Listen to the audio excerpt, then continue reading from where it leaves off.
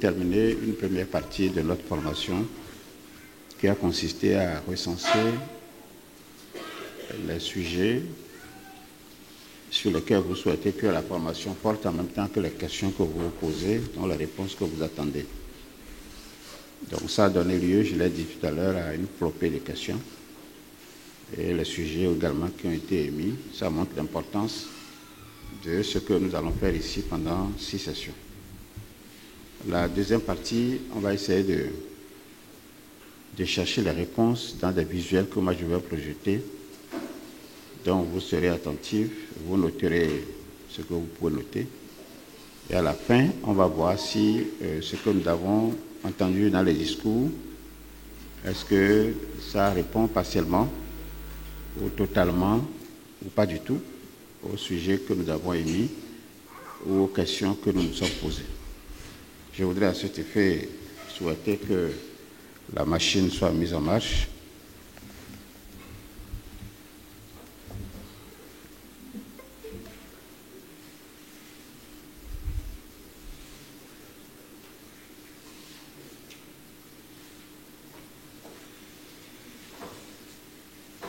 Alors nous allons écouter rapidement.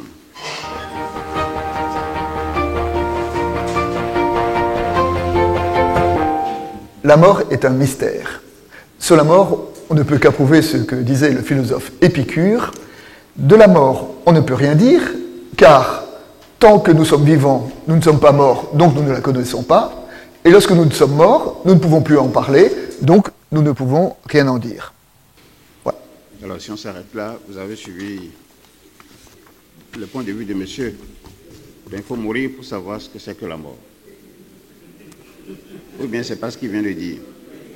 Donc vous pouvez noter pour voir si nous allons mourir. Et on va revenir maintenant pour dire nous connaissons suffisamment la mort. Donc c'est une question discutable. Peut-être qu'il va répondre à cela plus loin, ou peut-être qu'il va laisser cette illusion planer. C'est à nous de prendre l'autre et de dire, bon, ça là, je ne vais pas dans ce sens, plutôt je vais dans tel autre sens. Donc je fais une lecture guidée. Comment ne pas approuver cette règle toute simple en disant qu'il y a une sorte d'impasse à penser la mort. En effet, si on pense, c'est qu'on est vivant, et il est difficile de penser qu'on n'est pas. Penser, c'est un mode d'expression, il est difficile de penser l'absence, de penser le rien. Alors moi, je vous suggère de noter, puisqu'il a mis en relation présence et absence, moi je vous suggère de noter un peu comme un parallélisme, c'est-à-dire vous tracez sur votre note, vous mettez d'un côté absence et de l'autre présence. Donc si on est présent, on ne peut pas savoir ce qui est absent, et si on est absent, on ne peut pas savoir ce qui est présent. En fait, c'est ce qu'il est en train de dire. De penser le néant, ou de penser ce qui est de l'ordre de l'inconnaissable. Alors comme c'est... Il a utilisé un mot que c'est tout à fait impossible ou inutile de penser, ce qui est de l'ordre de l'inconnaissable. Vous avez suivi le mot, non? Donc, alors, qu'est-ce qui est de l'ordre de l'inconnaissable? C'est la mort, puisque nous sommes vivants. C'est l'absence, puisque nous sommes présents. Donc, moi, je vous suggère d'être attentif à tout ça. C'est une barrière infranchissable. Ben, les humains en eux-mêmes ont toujours eu la curiosité de vouloir abattre les barrières. Hein. Et c'est... Alors, qu'est-ce qui paraît comme une curiosité infranchissable? C'est quoi? Non, c'est le fait de réfléchir à la mort qui est la barrière infranchissable. La mort, c'est rien, c'est le sujet. Puisqu'il est parti d'une hypothèse. Puisque vous n'êtes pas mort, donc vous ne pouvez pas savoir ce que c'est que la mort. Donc à partir de ce moment, il a essayé d'argumenter en disant, mais si tu es présent, tu ne peux pas penser à ce qui est absent. Donc pour savoir que tu es absent, il faut être absent. Donc tu ne penseras plus à ce qui est présent. Alors à partir donc, de cette logique qui développe, il finit par dire, mais qu'il y a une barrière infranchissable. Et il nous a dit, mais non, c'est tout à fait méconnaissable, il y a une barrière infranchissable. Donc le fait de penser à ce qui n'est pas, donc vous êtes absent, il est absent, le fait de penser à ça, pour lui, c'est une barrière infranchissable. Est-ce qu'on peut retenir ça? Bon, nous continuons. C'est vrai que de tout temps, et aujourd'hui encore, on entend des expériences sur qu'est-ce qui se passe au-delà de la mort. Alors ce sont les expériences de mort imminente, ce sont les récits de personnes qui communiquent avec les morts, ce sont les médiums, ce sont toutes ces idées des anges gardiens, c'est une présence mystérieuse des morts à nos côtés qui s'est développée. Alors donc voilà, il a essayé d'énumérer un certain nombre de sujets. Vous l'avez suivi. Entre autres, il a parlé de quoi en termes de sujets ou de questions? Oui, mort imminente, si vous voulez. Ensuite, ange gardien, ça doit servir à quoi? Les anges gardiens. Je relance encore cette partie pour vous et on va essayer de tirer les conclusions. Des expériences sur qu'est-ce qui se passe au-delà de la mort. Des expériences, qu'est-ce qui se passe au-delà de la mort? Vous avez entendu ça? Alors ce sont les expériences de mort imminente.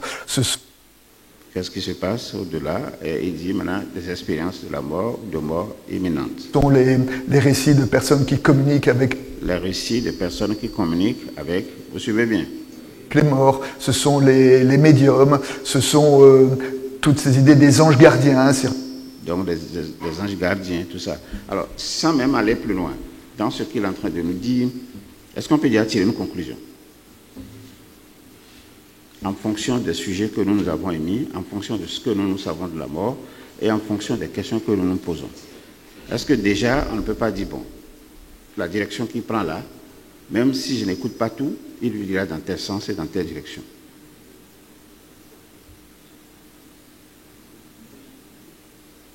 Est-ce qu'il y en a qui peuvent... Nous sommes dans la réflexion et la fonction de la formation, c'est ça. C'est-à-dire que vous n'allez pas avoir quelqu'un qui va vous débiter des choses et tout ça, mais moi je vais essayer de raisonner avec vous, parce que c'est un sujet extrêmement délicat, et depuis toujours, que ce soit en philosophie, que ce soit en sociologie, en anthropologie, que ce soit même dans les croyances, la question de la mort a été une question récurrente. Alors si on ne fait pas attention, on va se laisser complètement berner, on va se laisser fourvoyer, et on va suivre peut-être des gens qui ont une certaine mission. Donc ça semer encore la confusion dans l'esprit. Alors moi j'en ai ramené un, il a fait une émission, c'est Regard protestant, et puis voilà. Est-ce que vous pouvez imaginer là où il veut aller? Oh là là. Vous n'avez pas l'habitude d'écouter les gens? Vous avez l'habitude, non? Bon, puisque vous ne voulez pas réagir, continuons. Une présence mystérieuse des morts à nos côtés qui s'est développée. De toutes ces expériences, ces prémonitions, que pouvons-nous en dire? Alors, Maintenant, il vient à sa réponse. De toutes ces prémonitions, de toutes ces expériences, que pouvons-nous dire? Il veut donner maintenant la quintessence de ce que lui pense. Alors, ben c'est ça justement. C'est-à-dire que, voilà quelqu'un qui a dit, ben, si vous n'êtes pas mort, vous ne pouvez rien comprendre de la mort. Au moins, c'est une hypothèse, non? Ensuite, il dit, mais c'est infranchissable. Infranchissable parce que vous ne pouvez pas réfléchir à ce que vous ne pouvez pas explorer. C'est infranchissable. Donc, c'est une barrière. Et il dit, bon, voilà, des idées, tout ça, des expériences que les gens ont eu à faire et tout ça, ça nous conduit où? Ce que moi je veux, en fait, de vous, c'est d'arriver à anticiper. Voyez-vous, arriver à anticiper ce que quelqu'un est en train de vous dire.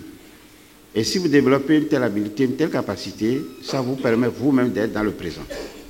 Et c'est parce que nous n'arrivons pas à anticiper qu'on ne peut pas savoir aussi qu'est-ce qui peut m'arriver dans les instants qui vont suivre. Puisque tout à l'heure on m'a posé la question, comment on peut savoir qu'on va mourir d'ici à là? Est-ce qu'on peut savoir le jour? Est-ce qu'on peut connaître l'heure? De quoi on va mourir? Ainsi de suite. La question m'a été posée. Donc, tout ce qu'on peut faire pour aller dans cette direction, c'est d'avoir une capacité d'anticipation très, très élevée. Donc, ce que nous faisons, ça va dans ce sens. Et on verra bien, peut-être, si nous développons ça. Alors, quand moi je quitte ici, je vais dire à 18h, voilà ce qui peut arriver. Voilà ce qui peut arriver, parce que j'ai pu anticiper. En tant que théologien, on va interroger la Bible. Et alors, il faut interroger quoi? Très bien. Donc, ça veut dire qu'il nous donne une référence. Il faut aller interroger la Bible. Notre première surprise, c'est de voir que la Bible est assez ambivalente dans son discours sur la mort. D'une part, la Bible est quoi? Ambivalente. Ça veut dire que ça donne combien de sens? 2 sens. Donc, lui-même, il est en train de réfléchir et on va le suivre tout doucement. il y a l'affirmation que la Bible, c'est le nom du lieu où on va après la mort, c'est le Sheol. Et le Sheol, donc, c'est le lieu de la mort. Et il y a toute une veine dans la Bible, notamment dans certains psaumes, qui disent le Sheol, c'est le lieu où Dieu n'est pas. Dans les psaumes, on trouve plusieurs versets qui disent dans le séjour des morts, nul ne peut te louer. C'est-à-dire qu'il y a la représentation qui est là derrière, c'est une représentation qui est assez commune de nos jours, qui consiste, voilà, que la mort, on tire le rideau, et puis voilà, notre corps retourne à la poussière, et puis on a été, et maintenant on n'est plus. Et d'ailleurs, le corps, c'est la poussière, on a été, et maintenant, on n'est plus. Voilà une première conclusion qui tire. Le corps a été, la poussière, maintenant, on n'est plus. Vous voyez un peu un processus qu'il décrit. Donc, vous êtes debout. La Bible, en fait, s'il fait la référence, vous êtes poussière. Et qu'est-ce que la Bible nous dit? Vous retournerez poussière. Comment on dit ça dans nos langues là? Ceux qui connaissent très bien la Bible, dans la langue fond, du bas, tout ça. Oui. C'est comme ça qu'on dit ça à l'église? Ou bien c'est ce que vous dites? Oui, je demande. La diable, mais les churchinia.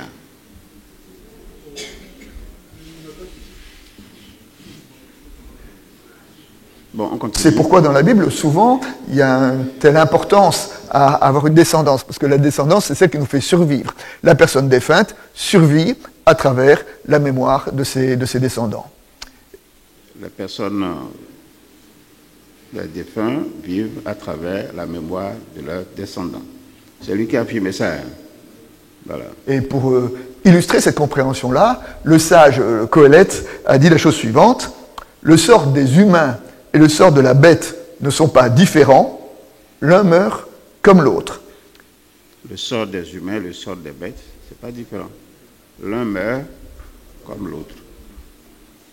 Donc ça veut dire que si vous mourrez, c'est comme si un bœuf qui est mort. C'est ça, le bœuf, c'est une bête, non? Oui, donc il dit non, que ce soit les humains ou les animaux, c'est la même chose. Donc il n'y a pas de différence. Donc vous mourrez comme une bête. Ils ont tous un même souffle, et la supériorité de l'humain sur la bête est nulle, car tout n'est que futilité. Tout va dans un même lieu, tout vient de la poussière, et tout retourne à la poussière. Voilà. Alors, moi, je peux dire, je peux m'arrêter déjà là, hein, moi. Vous comprenez pourquoi, non? Puisque si même je continue, ce n'est que le même développement qui fera. Soit en illustrant ou en se contredisant. De toute façon, j'ai déjà la quintessence de ce qu'il veut dire. Est-ce qu'on peut déjà résumer ce qu'il a bien voulu nous dire à propos de la mort?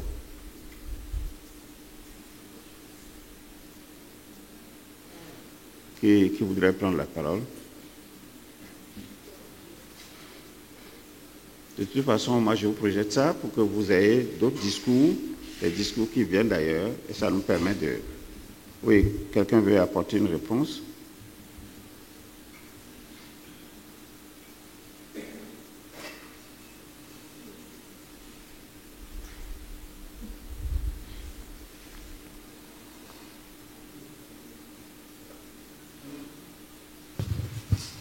Bonjour à tous, bonjour bien-aimé frère Maître. Dans son développement, il nous explique clairement qu'on est poussière et qu'à la mort, on redevient poussière. En conclusion, il essaye de nous dire qu'après la mort, il n'y a pas de vie. Merci bien-aimé frère Maître. Merci bien. Et que nous mourrons comme les bêtes meurent. Donc il n'y a pas de grande différence entre la mort d'un animal et la mort d'un humain. Donc, ça va être peut-être une aberration qu'on se mette à faire des rituels, à inhumer un humain. Je ne sais pas si chez vous, vous avez jamais enterré les bœufs, enterré les ânes, les lions, et fait des cérémonies, aller à l'église. Est-ce que ça se fait? Non, nulle part. Donc, voilà quelqu'un qui vient de nous égayer. Alors,